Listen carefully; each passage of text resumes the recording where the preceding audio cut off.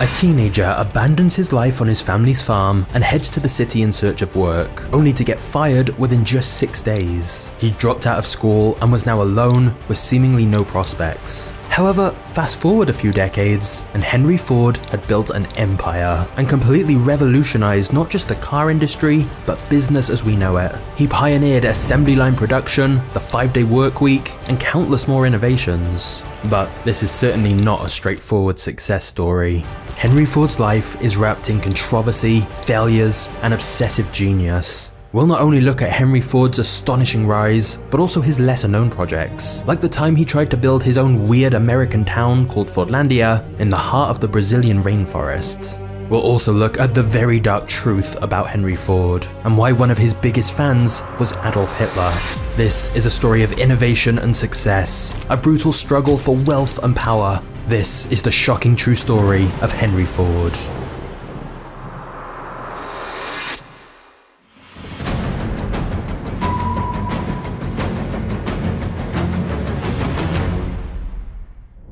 Born on July 30th, 1863, Henry Ford was raised on a farm in Dearborn, Michigan, which he quickly grew to dislike. Henry often avoided his daily responsibilities as the eldest son, spending most of the day at home, while his 5 younger siblings worked out in the field. One neighbor even described Henry as the laziest boy on the face of the earth. But there was a reason why Henry spent much of the day indoors. He had a complete fascination with machinery. Going as far as to sharpen a pair of his mother's knitting needles into screwdrivers, Henry spent as much time as he could conducting experiments around the house, like tinkering with the clocks and farming equipment, trying to understand how they worked. But soon Henry started attending school and found it even more tedious than the farm. He thought it was a waste of time and never made it past the 8th grade. Instead, Henry preferred to learn on his own, and as he got older, he enlisted his siblings and friends to help build a variety of machines, from water wheels to miniature steam engines. Even though his projects often ended in a small explosion or even the occasional injury, it was clear Henry had a talent when it came to machinery. Perhaps the greatest leap in his development came when his father gifted him a pocket watch at age 13. Henry quickly taught himself how to take it apart and put it back together again. He practiced doing this over and over, getting faster each time, and before long, he was getting paid to repair watches for people all around town. But just a few months later, Henry experienced a life-changing moment. Traveling to Detroit with his father, Henry saw his first horseless vehicle. It was a tractor powered by a steam engine, and Henry was so captivated by the machine that he silently promised himself that he would make a vehicle like that of his own. Unfortunately, that was also the year that tragedy struck.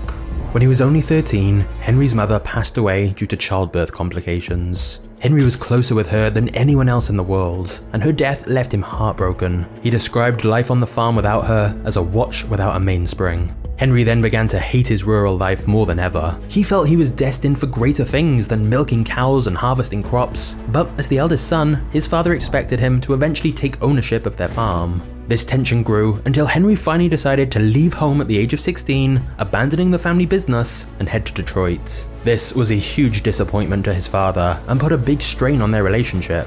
And things got even worse when just a week into his new job in Detroit, Henry got fired. Henry suddenly found himself alone in a new city without an income. But surprisingly, help would come from the last place he expected.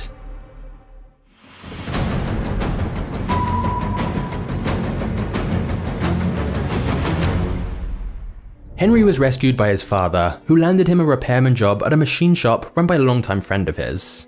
Though his father was disappointed with Henry for turning his back on the family business, he recognized Henry's remarkable mechanical ability and knew this work would be good for him. So Henry found cheap housing with his aunt and took on additional night work as a jewelry repairman.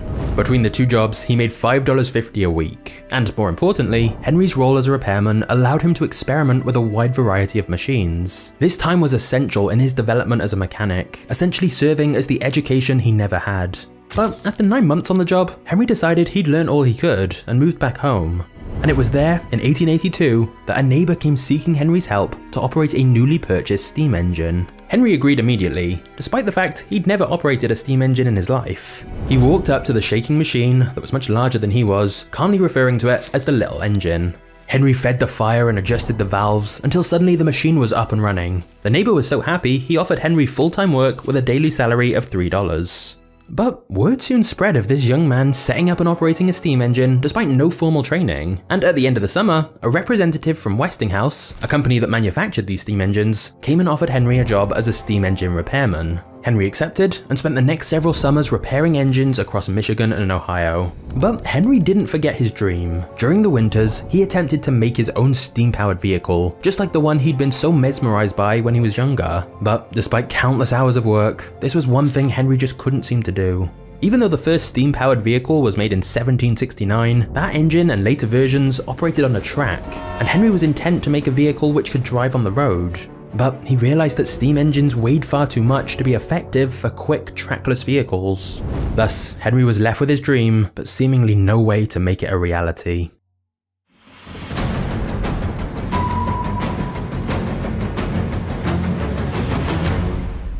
Flicking through a magazine, Henry Ford first came across an invention described as a silent gas engine. Henry actually dismissed the invention at first, considering it too weak to be a viable source of power. But a couple of years later, a company asked him to repair such an engine. This experience completely changed Henry's perception of gasoline combustion, as it produced far more energy than he'd anticipated, and the engine was much more lightweight. Henry knew he had finally found a machine to power his horseless vehicle. He suggested to his fiancée Clara that they move back to Detroit so that he could learn more about the gasoline engine. She agreed, which was lucky, because Henry had actually accepted a job in the city a week earlier as a repairman with the Edison Illuminating Company. Thomas Edison was one of Henry Ford's heroes, and he felt this was the ideal place to work and learn. This role also gave him first-hand experience working with gasoline engines. And Henry quickly impressed at the company, and soon worked his way up to becoming chief engineer, where his pay doubled to $80 a week. But best of all, since the position only required work on call, Henry had more time and freedom to work on his own creations, and in particular his horseless carriage concept, which he now knew was possible with a gasoline engine. In fact, at a company retreat, he finally got to meet Thomas Edison himself, who encouraged Henry to keep pursuing the idea, and the two would later become close friends. To add to Henry's good fortune, in 1888 he married Clara, and in 1893 they welcomed the birth of Edsel, Henry Ford's only child. And it was that same year that Henry burst into the room on Christmas Eve to tell his wife he'd finally made his first gasoline engine. Admittedly, at this point it was still very basic and only ran for a minute, but all those years of tinkering had paid off. And now that he knew how to create the engine, he could focus on his dream of building his first horseless carriage. For the next 3 years, Henry worked tirelessly on the machine, using parts that would have been thrown out by the factory, like leftover tubing. And by 1896, it was finally ready. Made up of 2 bicycles welded to a square chassis, it was dubbed the Quadricycle. The vehicle took its first drive early in the morning of June 4th, 1896. And amazingly, the car drove quickly and reliably. Though other inventors had already created working gas-powered automobiles, Henry's Quadricycle was one of the fastest of its time, with a top speed of 20 miles per hour. However, Henry knew this was just the start, and so he sold his Quadricycle for $200 and used the money to begin working on the second model of his vehicle. This would take him 3 more years to complete. But when he was done, he had a much improved version of his car. It was larger, faster, and ran more smoothly. At this point though, Henry was desperate to invent full-time, but just didn't have enough money to do so. He realized that he would need investors to pursue his passion, and so he set out to raise some money, ready to take the biggest risk of his career and start his own company.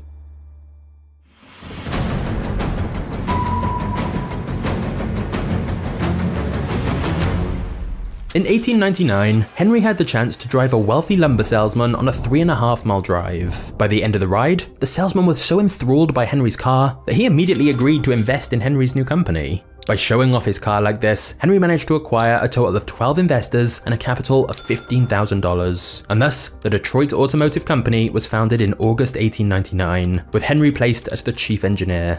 By this point though, there were many other brands of horseless carriages. All of them were handmade and extremely expensive, and because of this, cars only served to function as luxury items for the rich. Whereas Henry's goal was to craft efficient, well-made vehicles that were affordable for the masses. Unfortunately, this was not what his shareholders wanted. The investors demanded a variety of different vehicles built as quickly as possible to sell for a premium price to wealthy hobbyists, regardless of build quality or reliability. Henry was in constant conflict with shareholders as they grew furious with the constant production delays. They pressed for higher profits, whilst Henry pressed for perfection. Although Henry had mastered how to build an automobile, he had definitely not mastered the business side of things. His experience was in crafting vehicles one at a time, putting a lot of care into each one, but shareholders pushed him to churn out cars at a quality he wasn't happy with and at prices he didn't feel were justified. And it turns out the public agreed with him. The vehicles were simply too much for poor quality. As a result, the company wasn't profitable and continued to have issues and delays. So within only 2 years of its grand opening, the Detroit Automobile Company was dissolved in 1901. Despite the failure of the Detroit Automobile Company, Henry still had well-connected friends in the city, some of which owned a warehouse where they allowed Henry to continue to work on his inventions. Although his first business hadn't worked out, Henry at least now had more freedom to focus on what he actually wanted. And at this point, he wanted to make his own race car, as that would allow him to work on a singular car for a long period of time. And it turns out, Henry had an idea. Henry felt that other racers of the time were far too focused on power, when actually he felt a car would be much more successful by making it lighter. And thus, Henry began work on a very lightweight 26 horsepower 2-cylinder racer. This philosophy won Henry his first race in a 10-lap competition at the Detroit Driving Club. Following the fame Henry gained from winning several more races with his lightweight racer, many of the same shareholders from the failed Detroit Automobile Company got back in touch with Henry. They basically agreed that given Henry's recent success in the racing world, maybe they should try again to set up a company producing cars together, and thus the Henry Ford Company was founded. The goal of this company was to produce lightweight city cars. However, Henry's recent victory in racing had made him obsessed. All he wanted to do was build race cars and to figure out how to make them go as fast as possible.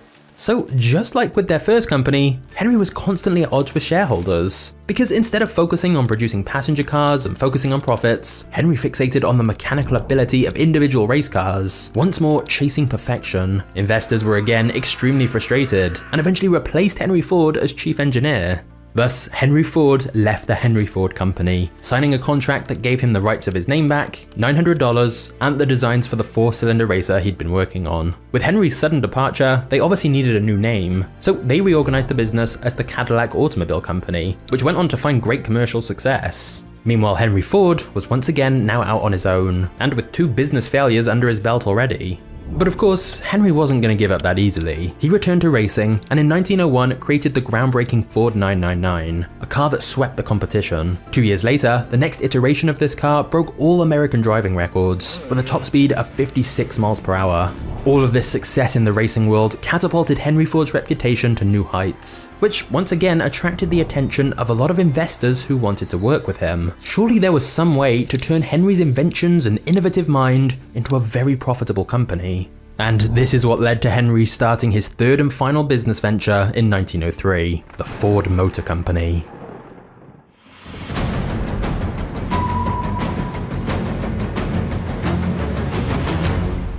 Whilst cars still remained a luxury item for the rich, Henry had always wanted to change that. He declared, "I will build a motor car for the great multitude." His new company's first product was a 2-cylinder, 8-horsepower passenger car known as the Model A. Their first car sold for $750 a week before Henry's 40th birthday. Whilst it was a reasonable start, these first cars were made at a factory in Mack Avenue, Detroit, with several workers building 2 or 3 cars each day entirely by hand, and so it was still a very slow process. However, everything changed when Henry Ford visited a slaughterhouse in Chicago. It was here that Henry had an idea that would change everything. Henry observed as the cow carcasses moved along an automatic conveyor belt while each worker performed one specific task to prepare it for consumption. Like cogs in a machine, the workers were unbelievably quick and efficient. Henry decided to adopt the innovation of the assembly line for his own car factories, splitting the production process into a series of small individual tasks. He'd then assign workers to one task each, which they could complete quickly over and over again, with no skill or experience required. Immediately, factory efficiency increased by 500%, and Henry was able to quickly expand and hire 300 new employees, since he could hire cheap, low-skilled labor to do these repetitive tasks. Henry then took his radical practices one step further. Knowing from personal experience how a single missing part could delay car production for weeks, he began to implement the manufacturing of individual car parts in his factories, making everything from engines to transmissions. This sped up production time even more, and whereas it had initially taken Henry 2.5 days to build a single car, it now only took 90 minutes. This extreme progress set the stage for him to launch the Model T, which would go on to be one of the most successful cars in history. Thanks to all the improvements Henry had made to the production process, he was finally able to produce a car for the average person. There were 3 ideas he wanted for this car: for it to be affordable, durable, and easy to operate, and that's exactly what he did. Every Model T rolled out of the factory with the same interchangeable parts and the same shade of black paint, coming with a detailed instruction manual so the owners could understand and fix the vehicles themselves. It was an immediate bestseller, bringing in huge profits for the company and allowing them to ramp up production even further. By 1914, Henry was selling more cars than all other car manufacturers in America combined. Before long, every other car on the road was a Ford. And surprisingly, as Model Ts flew out of the dealerships, Henry steadily decreased the price of the car. Whilst this went against what most companies would do, Henry knew if he lowered the price further, he could get even more people to buy his car and ensure it remained the most popular choice. And sure enough, before the end of its production, over 15 million Model Ts would be sold. However, Henry Ford had a huge problem. Many of his workers had become extremely disappointed in their new jobs, having gone from assembling entire cars by hand to completing the same monotonous task day in and day out. All the skill and craftsmanship seemed to have been taken away with this assembly line style production. Many workers quit, and the Ford Motor Company faced an extremely high turnover rate of 380%, a problem which could easily lead to the end of the company. Before we get to the next chapter, it's time to answer one of the questions I get most. How do we make these videos on Magnates Media? And how can you create high quality videos yourself on a budget? Well, for years now, I've been using Storyblocks, and it's genuinely one of the best purchases I've made. So I reached out to Storyblocks to see if they'd sponsor this video so I can tell you all about them, and luckily, they agreed. Now, the reason I like Storyblocks so much is that it gives you an insanely large library of professional content and assets that you can easily integrate into your videos. This includes videos, images, editing templates, music, and sound effects. You just search what you're looking for and get countless options to download. But whereas a lot of stock footage you have to pay per clip, with Storyblocks, you get unlimited access to their entire library with millions of assets with just one low-cost subscription. Plus, anything you download through Storyblocks is 100% royalty-free, so no copyright or monetization issues. No matter whether you're just starting out making content or you're already an experienced creator, Storyblocks can help you find the perfect clips and audio for your content. To get started with unlimited stock media downloads at one set price, head to storyblocks.com/magnates or click the link in the description.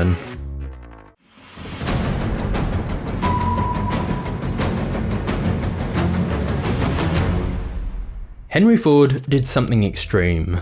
He doubled the pay of his workers from $2.50 to $5 a day, which back then was considered a very good wage, much higher than what other companies paid. Not just that, since a large number of the workers were immigrants, Henry provided free English lessons so they could communicate better on the factory floor. He also reduced their working hours from 9 to 8 hours and introduced the 5-day work week, giving his employees the weekend off, whereas up until this point, most workers only got Sundays off. These changes went completely against the norms of the time, and Henry faced a familiar problem. His shareholders were outraged. They felt as if money was being stolen out of their pockets and given to workers for no reason. Henry tried to explain his theory that allowing workers to have more rest would inspire them to work harder when they were on the job. He also explained the higher wage would attract more workers. And sure enough, workers across the country soon flocked to the Ford factories of Detroit, causing an economic boom for the city and forcing competitors to enact similar policies because they were losing their employees to Ford. Plus, Henry's decision to decrease work time by 1 hour allowed Henry to add a third 8-hour shift to the schedule. With 3 8-hour shifts, the factory could run 24 hours a day, staying open at all times. And thus, whilst Henry's changes seemed surprising at the time, they all made a lot of sense. And it's partially thanks to Henry Ford that most modern businesses today use the model of the 8-hour workday and 5-day workweek. However, at the time, the shareholders didn't see these changes as progress. They ordered Henry to stop increasing wages, and when he refused, they took him to court and claimed he was intentionally costing them money and breaching his duties to shareholders. Henry felt like his business was being taken away from him. He'd worked so hard to build it up from nothing, and whilst he was finally seeing success, once again his clashes with shareholders were putting it all at risk. He couldn't start over again. Henry knew he needed to seize control of the company as quickly as possible. So in 1906, using his own personal savings, Henry bought enough of the company's stock to bring his ownership interest up to 51%, making him the majority owner and controlling shareholder. He'd put basically all of his money into the company, but he was betting on himself.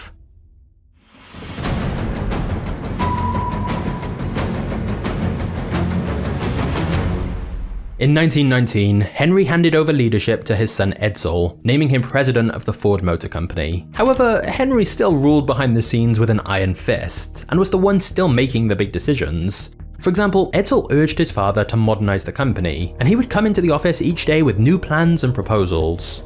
But Henry was extremely harsh on his son, and often responded with a barrage of shouts and insults, refusing to produce any new cars Edsel suggested, because Henry claimed that the Model T was all that customers wanted.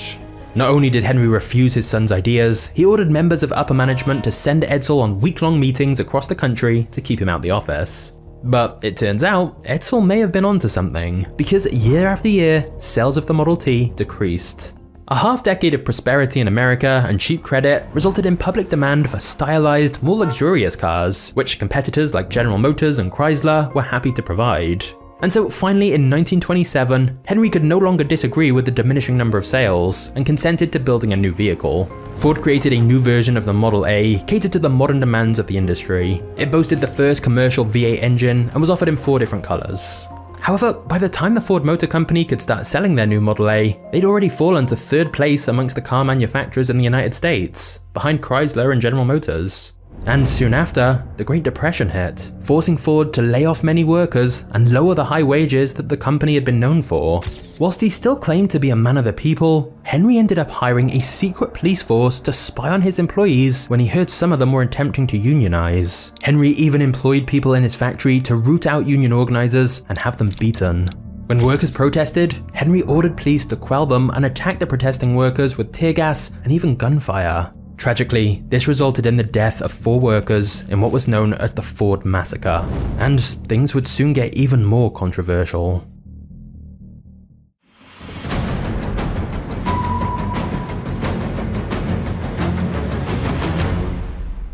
In the late 1920s, Henry bought up millions of acres of land in Brazil in one of the wildest places on Earth. You see, the synthetic rubber market didn't really exist back then, but rubber was needed in large quantities for the vast amount of cars Ford was now mass producing. And so in an attempt to build a reliable source of rubber, Henry set up a rubber plantation in the Brazilian jungle so they could farm rubber trees. The plan was to harvest the rubber and ship it back to Detroit, where it would be turned into tires and other parts for Ford cars. But rubber wasn't the only goal. Henry Ford also wanted to create a utopia modeled after the rural America he grew up in. Essentially, he wanted to build a self-sufficient town in the heart of the jungle where all the workers on his rubber plantation would live. He called it Fordlandia, and it had homes, shops, a school, a hospital, a golf course, and of course a processing plant for all that rubber.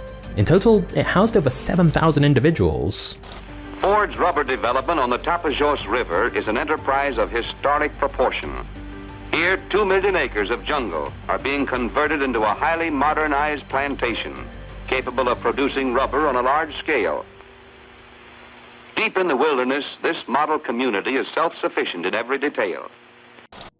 However, Henry wanted the town to operate under a very strict and controversial set of rules, which were enforced by the American managers. Alcohol, tobacco, and playing sports were all banned within the community, even in the residents' own homes, and there was a police force to ensure all the rules were enforced. Plus, Fordlandia soon began to face a lot of challenges: adverse weather, disease outbreaks, anger amongst the workers, and environmental calamities. All of this signaled that the venture was heading towards failure, and yet despite this, Henry continued to invest millions into the project, until finally a disease crippled the town's workforce and its rubber production. Discontent amongst workers eventually led to an open revolt, and Henry had to accept Fordlandia was a very expensive mistake. Henry had to sell the plantation to the Brazilian government for only $250,000, a fraction of his total investment. And the deserted ruins of Fordlandia still remain as a symbol of Henry Ford's wild jungle utopia idea.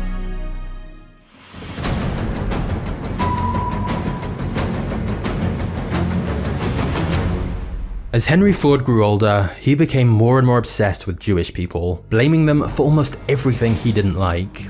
A close friend quoted Henry saying, "The Jew caused the war, the Jew caused the outbreak of thievery and robbery in the country, the Jew even caused insufficiencies in the Navy." Henry would go on to fund a newspaper that published anti-Semitic articles to spread his hatred to the masses. He even published a weekly segment entitled "The International Jew, the World's Problem." Due to aggressive sales strategies, the paper got 700,000 weekly readers at its peak. And Henry would publish over 60 articles attacking Jews, later compiling them into 4 books, one of which the Nazis would cite as an inspiration to the Nazi Party. Even Adolf Hitler himself said that Henry Ford was a great personal inspiration to him, and he claimed to have a life-size portrait of Henry Ford in his office. Hitler also distributed Henry Ford's books and articles throughout Germany and mentioned Henry Ford by name in Mein Kampf. Then, in 1938, the Nazi Party awarded Henry Ford the Grand Cross of the German Eagle, the highest medal that could be given to foreigners, and Henry Ford gladly accepted. He was given the medal for his ideals and devotion to the same cause as the Nazi Party. And Henry Ford's relationship with Nazism went even deeper. A US Army report in 1945 stated that the German branch of the Ford Motor Company, still under Henry Ford's control, served as an arsenal for Nazism during the war. While most American companies pulled their stores from Germany at the start of World War II, Ford continued using German plants. Reports from American GIs commented how strange it was to see the Germans, America's enemies, driving Ford automobiles into battle. It's even reported that Ford utilized slave labor from concentration camps to produce cars and trucks for the Nazis. What's clear is that Henry Ford was not just anti-Semitic, he was incredibly influential in spreading anti-Semitism all around the world.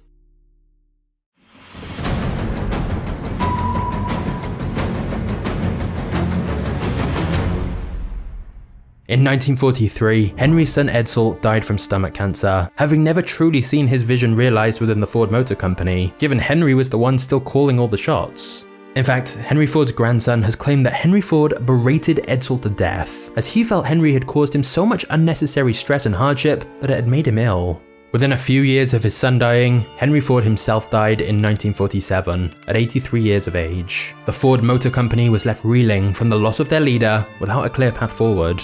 Ultimately, it was Henry Ford's grandson who took control of the company until 1979. But whereas Henry Ford single-handedly led the company for 39 years, the Ford Motor Company would change CEO 13 times over the course of the next 41 years. Regardless of the changing leadership though, the automotive giant continued to find commercial success, building on the foundations Henry had laid, producing best-selling cars like the Thunderbird, Mustang, and countless more classics. However, it would never dominate the industry as it once had under its original leader.